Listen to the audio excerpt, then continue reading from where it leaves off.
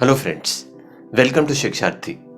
In this video, we'll be talking about English or another perspective to English which is known as verbal ability. So, let's start.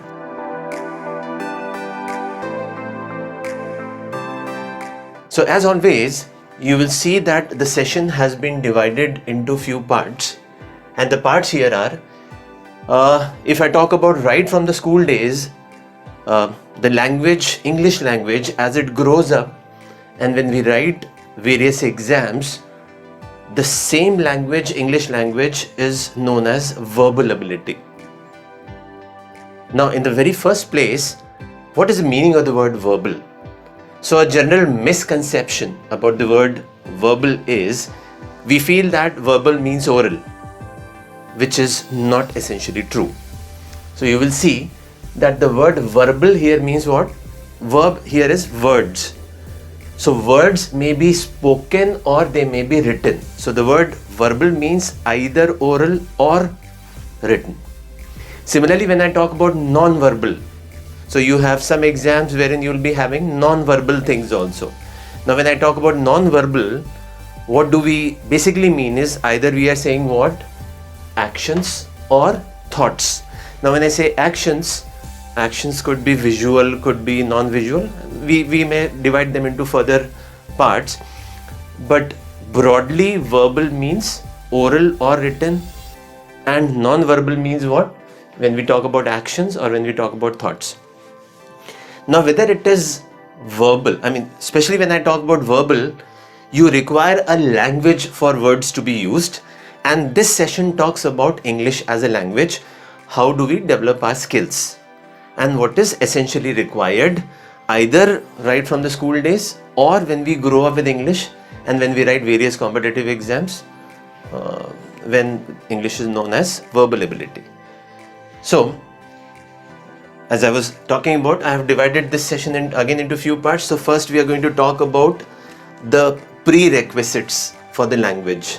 When we are building up our skills. So how do I build up my skills? Broadly, I can say, English or any language. Here we are talking about English. So English language basically starts with what? Words. Words that we write or words that we speak of. So now how do I identify a word? Word can be identified broadly in four ways. First, and maybe the order also remains the same. So when I say which is the first step for the identification of a word? The first step is I would always identify a word with its meaning. Right? What is the second step? Once I know the meaning of the word, the second step here would be to know the spelling of the word, followed by the pronunciation. How do I speak a word?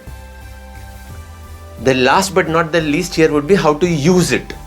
Now when I say how to use that word, I need to have a logical connection between the words. If I'm using more than one word. If I'm speaking only one word, what will I use basically? I'll use the meaning of the word, right? Or I'll use the spelling of the word, or I'll talk about the pronunciation. But when I'm talking about two or more words, there needs to be a logical connect between them. Now the moment I say there should be a logical connect between them, that means I'm talking about grammar. And then when I'm talking about grammar, then I'm talking about sentence, types of sentences, conditionals to be used, whether that group of words forms a phrase, clause or a sentence, then how a phrase is formed, then the use of finites and non-finites when we are talking about verbs, etc. So coming back, when we are talking about the meaning of the word, meaning essentially boils down to what? It boils down to vocabulary. So when I say vocabulary, we are basically referring to the meaning of the word. Now vocabulary building needs to be targeted at the very beginning of the language. This is what I feel. So now when I say vocabulary building needs to be targeted at the very beginning, what do I mean is I should know the root word. Then I should know the prefixes, then the suffixes being used. Because the meaning of a word is decided by the root words, which is nothing but the parent word, And then these are words only. If I talk about a prefix, it is a word only. If I talk about a suffix, it is a word only, and it has an inherent meaning. And then once we have done this, then we talk about the multidimensional side of it. Now when I say multidimensional side of it, what I refer to is, as it is said, charity begins from home. So if I use a small word like synonym or antonym, I am not asking you the meaning of the word, that you already know. Or let us say if I ask you the meaning of the word technically, then maybe people find it difficult to handle the meaning of the word technically. The moment I use the word, give me a technical meaning to the word synonym and antonym, one would fail to recognize or acknowledge the technical parameters behind them. And when I say technical parameters, find out the meaning of the word with the help of technical parameters. Those technical parameters are nothing but roots, prefixes and suffixes. Even before this, there is a term that is used, and that term is etymology. Etym is words. So study of words is etymology. So when I talk about etymology, we are basically talking about the study of the roots, or the, let's say, the origin of the words, be it any language. Here we are talking about English as a language, right?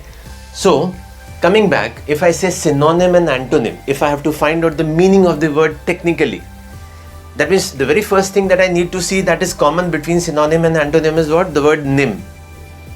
So as discussed, roots, we have to identify. Roots are nothing but words only, and they have their inherent meaning. For example, the meaning of the word nym is name. So nym means name. And here, so the root word in these two words is nym. Root word is the parent word. And then we are talking about the prefixes being used. So you would see the uncommon words between the two words are sin and ant. So the meaning of the word sin is same, and the meaning of the word ant is opposite. So can I say the word sin means plus in another perspective, and the meaning of the word, if I have to symbolize the word ant, I can symbolize it with a negative. The next step of learning here is, once I know the root words, maybe some of them, not all of them, then I should try and figure out where else have these words being used. For example, if I were to ask you a question, can you name some more words which have a nym in it? This is the second step of learning. So once you have already learned, which is the basic part of it, taking it to a next level is when you are building it up with the help of concepts. You already have the concepts now.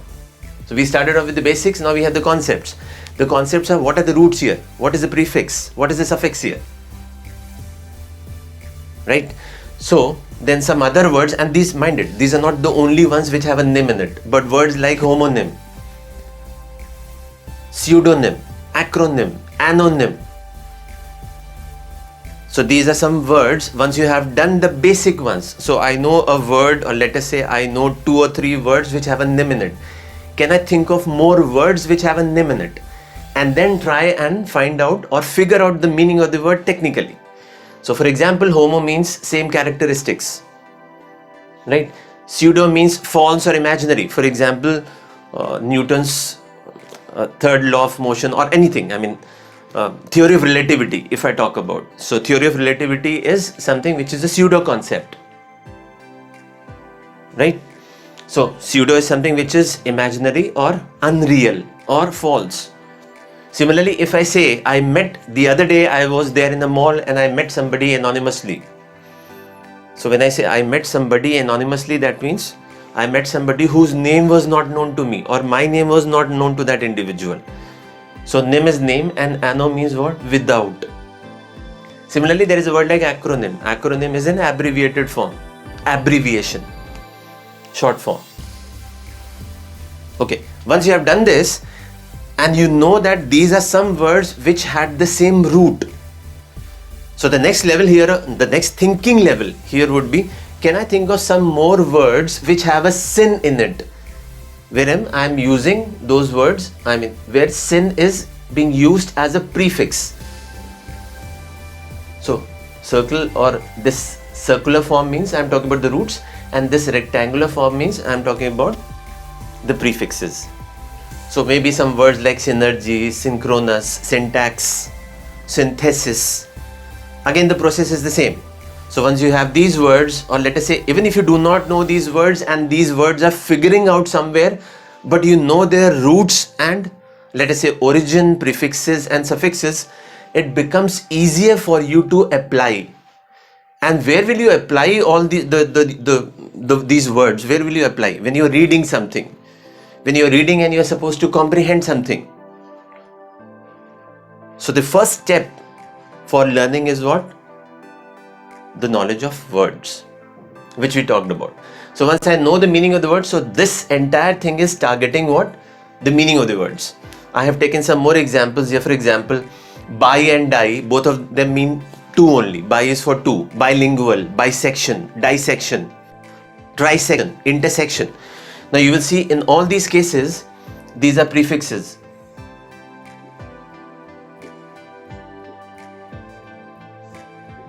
All of these are prefixes.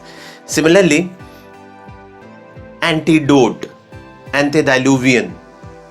So these are some prefixes that we are talking about. And prefix we had already talked about. So there are quite many prefixes, and if I talk about the count of prefixes, the count of prefixes, roots and suffixes is not that high as the total count of words that exist in English language. So what should be targeted is, we should not subscribe to the thought of rote by rote learning, and we should learn the words technically, and the technical way of learning the words is vocabulary with the help of etymology, which is nothing but roots, prefixes and suffixes.